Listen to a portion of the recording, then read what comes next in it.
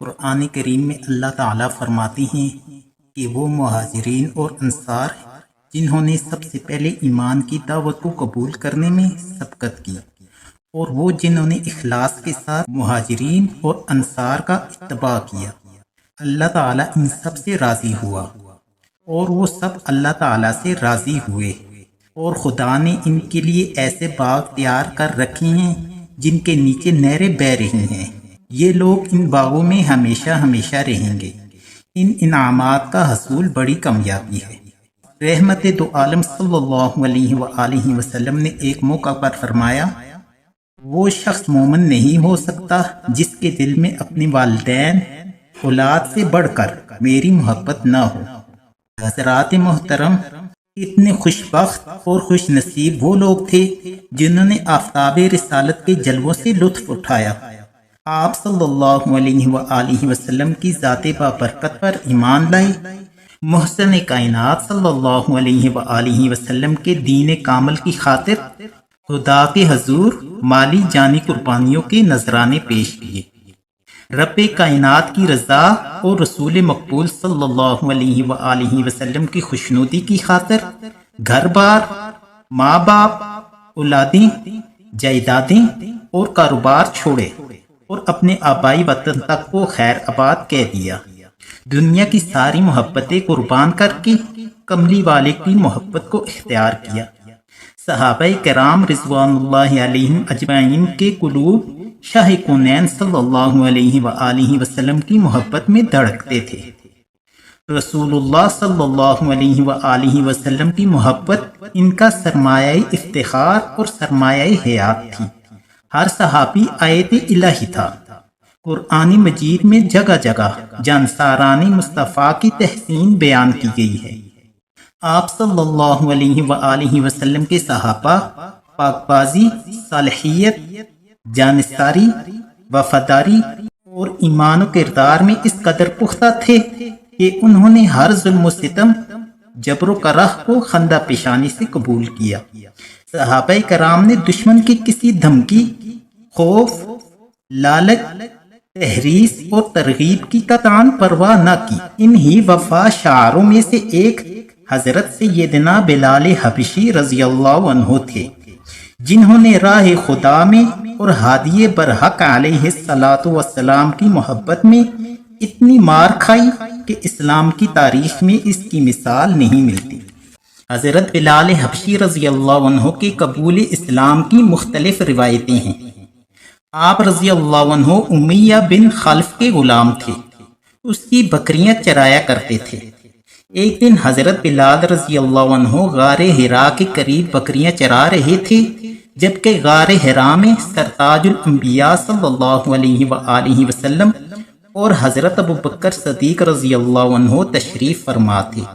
آپ صلی اللہ علیہ وآلہ وسلم نے دودھ حاصل کرنے کی خواہش کا اظہار فرمایا اور حضرت بلال رضی اللہ عنہ سے کہا، اگر اجازت ہو تو سامنے والی بکری کا دودھ لیا جائے۔ حضرت بلال رضی اللہ عنہ نے فرمایا، مجھے تو کوئی اعتراض نہیں، لیکن یہ چلنے کے قابل بھی نہیں، دودھ کہاں سے دے گی؟ حضرت صلی اللہ علیہ وآلہ وسلم نے بسم اللہ پڑھ کر بکری کے تھنوں کو ہاتھ لگایا تو ان میں دودھ آ گیا۔ آپ صلی اللہ علیہ وآلہ وسلم نے دودھ حاصل کیا۔ بلال رضی اللہ عنہ یہ سبھی کچھ دیکھ کر حیران ہوئے۔ بلال رضی اللہ عنہ کے دل نے گواہی دی کہ یہ اعجاز نبی کے ہاتھوں ہی کا ہو سکتا ہے، عام انسان کا نہیں۔ حضرت بلال رضی اللہ عنہ روزانہ بکریاں لے کر غار حرا کے پاس آتے۔ حضرت صلی اللہ علیہ وآلہ وسلم حضرت بلال رضی اللہ عنہ کو دین کی دعوت دیتے۔ حضرت بلال رضی اللہ عنہ تو پہلے ہی سرکار دو جہاں صلی اللہ علیہ وآلہ وسلم کے مداح اور عقیدت مند بن چکے تھے۔ آپ رضی اللہ عنہ نے فوراً اسلام قبول کر لیا۔ حضرت بلال رضی اللہ عنہ کا اسلام قبول کرنا تھا کہ آپ رضی اللہ عنہ پر ظلم و ستم کے پہاڑ توڑ دیے گئے۔ یہ کلمہ جس نے بھی پڑھا چین کی نیند نہ سو سکا۔ یہ کلمہ حق آزمائش و ابتلا سے مشروط ہے۔ امیہ بن خلف آپ پر تشدد کرتا، سیدنا بلال رضی اللہ عنہ کو گرم ریت پر لٹا دیا جاتا اور آپ رضی اللہ عنہ کی پشت پر بھاری پتھر رکھ دیا جاتا، لیکن بلال رضی اللہ عنہ اس ظلم و ستم کے باوجود بلند آواز سے احد احد کے نعرے بلند کرتے۔ صحابہ رضی اللہ عنہ راوی ہیں کہ جس گرم اور تپتی ریت پر کڑی دھوپ میں بلال رضی اللہ عنہ کو لٹایا جاتا، اگر وہاں جانور کا گوشت رکھ دیا جاتا تو وہ بھی گل جاتا۔ حضرت بلال رضی اللہ عنہ کو گائے کے چمڑے میں بند کر کے دھوپ میں رکھ دیا جاتا تھا، لیکن اس کے باوجود بلال رضی اللہ عنہ نے کمال استقامت کا مظاہرہ کرتے ہوئے مشرکین کو بے بس کر دیا۔ وہ مارتے مارتے تھک جاتے تھے، بلال مار کھاتے کھاتے نہیں تھکتا۔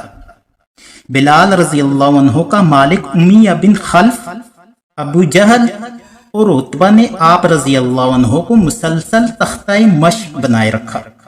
آپ رضی اللہ عنہ کو وارننگ دی گئی کہ لات و عزیٰ کی مخالفت چھوڑ دو ورنہ جان سے ہاتھ دھونے پڑیں گے، لیکن بلال رضی اللہ عنہ توحید کے گیت گاتا رہا، جناب رسالت آپ صلی اللہ علیہ وآلہ وسلم کی عظمت کے ترانے گاتا رہا۔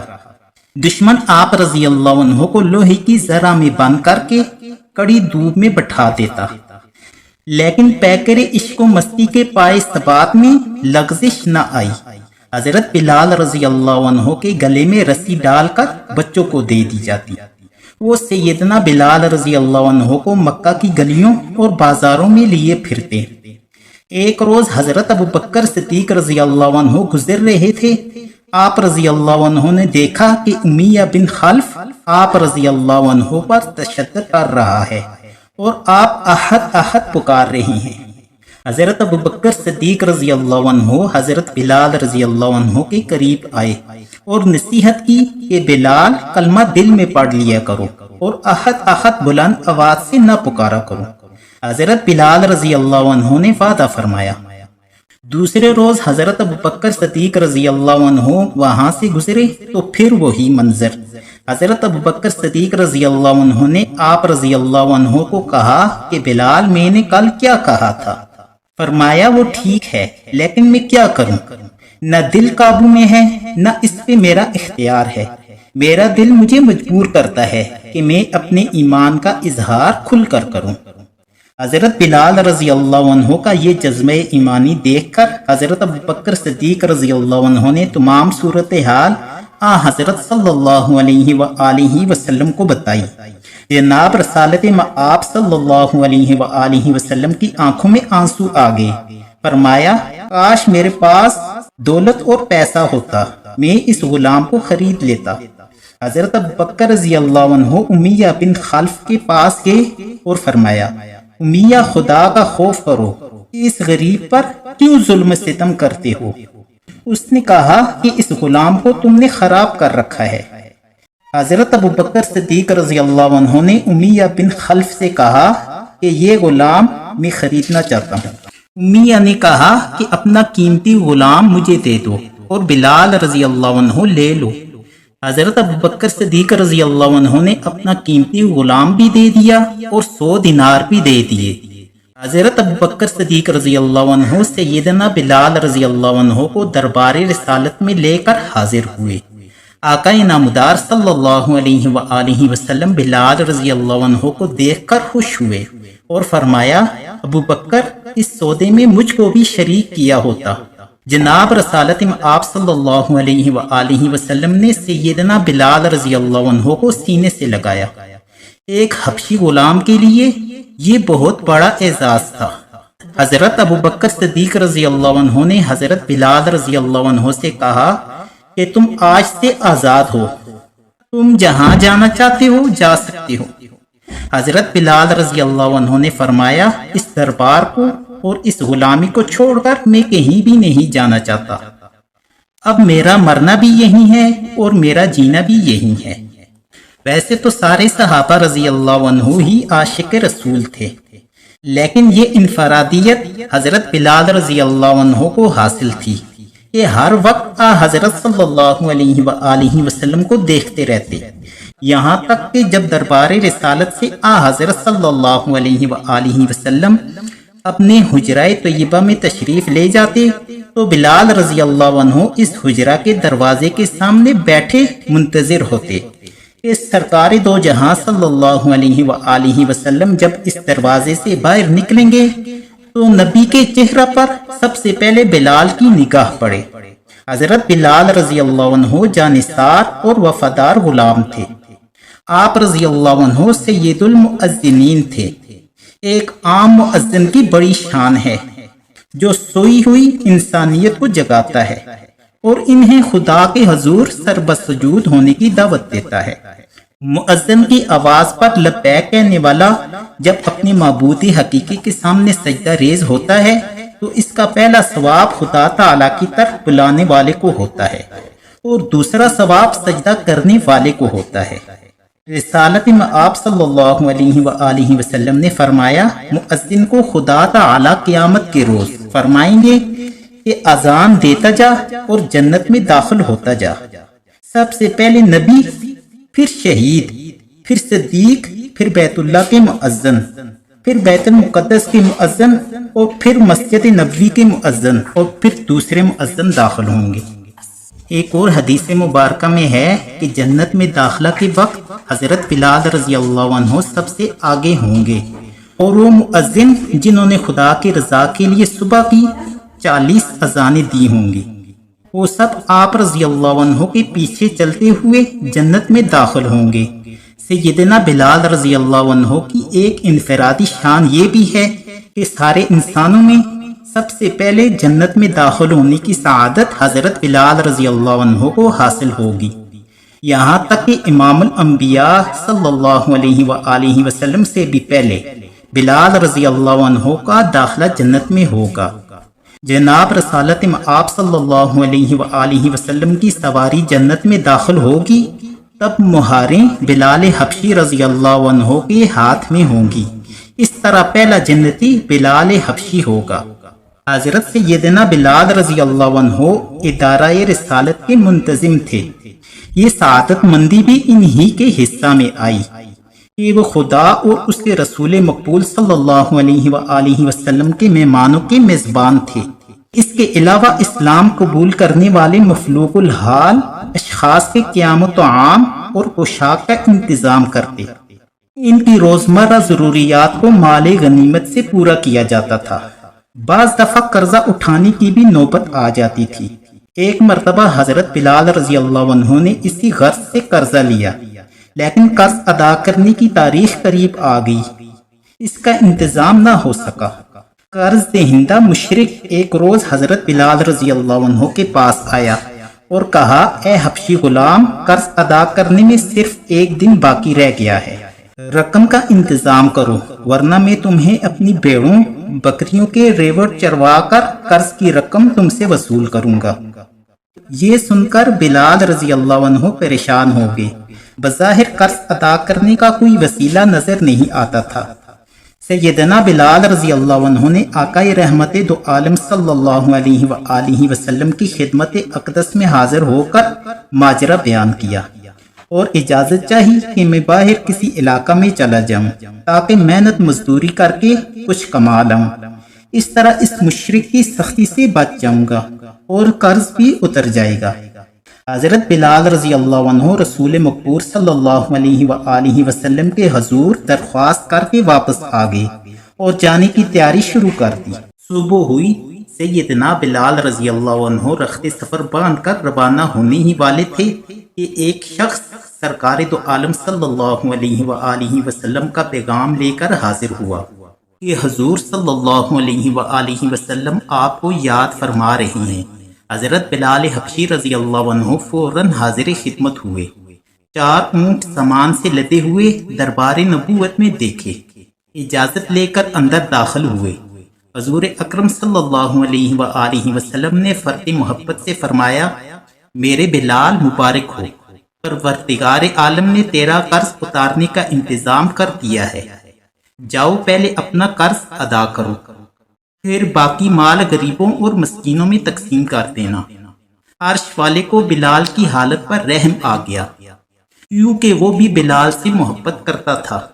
اسی لیے تو پروردگار عالم نے پردہ غیب سے بلال رضی اللہ عنہ کی غم گساری کا سامان دربار نبوت میں بھیج دیا۔ حضرت بلال رضی اللہ عنہ کو یہ اعزاز حاصل ہوا کہ کعبۃ اللہ کی چھت پر کھڑے ہو کر آپ رضی اللہ عنہ نے اذان دی۔ جس دن مکہ فتح ہوا وہ اسلام کی تاریخ کا یادگار دن تھا۔ فتح و نصرت، کامیابی و کمرانی کے اس تاریخی دن شہنشاہ کونین صلی اللہ علیہ وآلہ وسلم نے حضرت بلال رضی اللہ عنہ کو حکم فرمایا، میرے بلال آج کعبۃ اللہ کی چھت پر کھڑے ہو کر خدا کی کبریائی بیان کرو، جس مولا نے آج ہمیں سر بلند کیا ہے، تو اس کا نام بلند کر۔ حضرت بلال کعبہ کی چھت پر چڑھے۔ اتنے خوش نصیب تھے بلال رضی اللہ عنہ کہ آج اذان کا حکم دینے والے محبوب خدا صلی اللہ علیہ وآلہ وسلم تھے۔ چھت کعبۃ اللہ کی تھی اور قدم مؤذن رسول کے تھے۔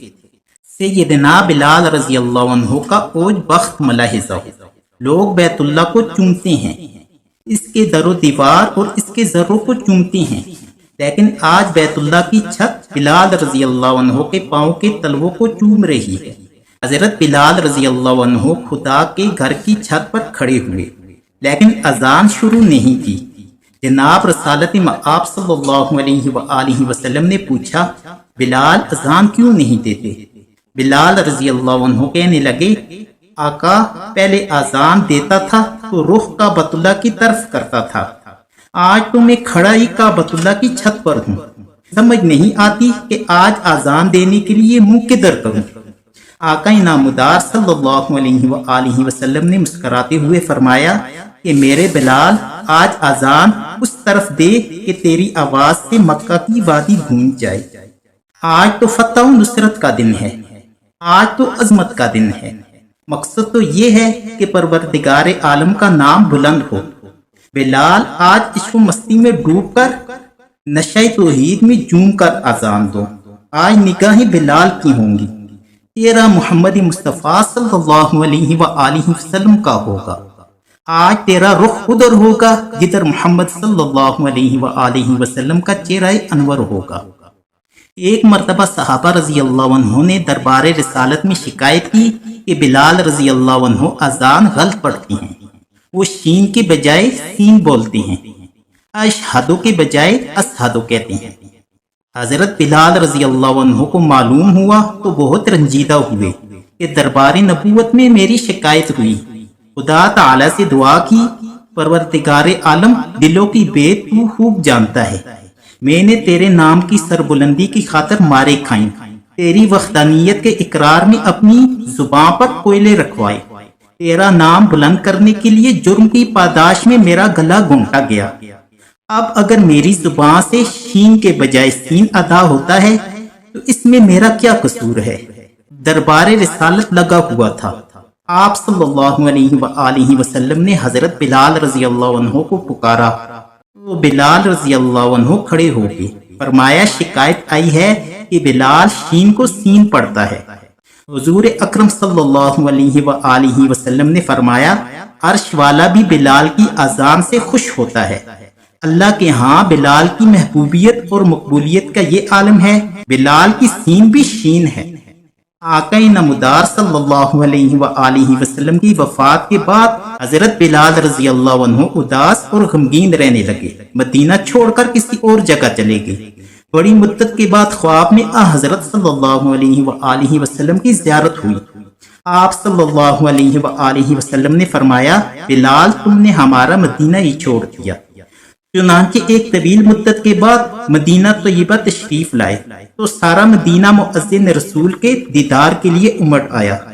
صحابہ رضی اللہ عنہ نے مؤذن رسول سے اذان دینے کی فرمائش کی، لیکن حضرت بلال حبشی رضی اللہ عنہ نے انکار کر دیا اور فرمایا، اب اذان کس کے لیے دوں؟ آخر صحابہ کرام نے حضرت حسین رضی اللہ عنہ اور حضرت حسن رضی اللہ عنہ کے ذریعہ حضرت بلال رضی اللہ عنہ کو اذان دینے کی فرمائش کی۔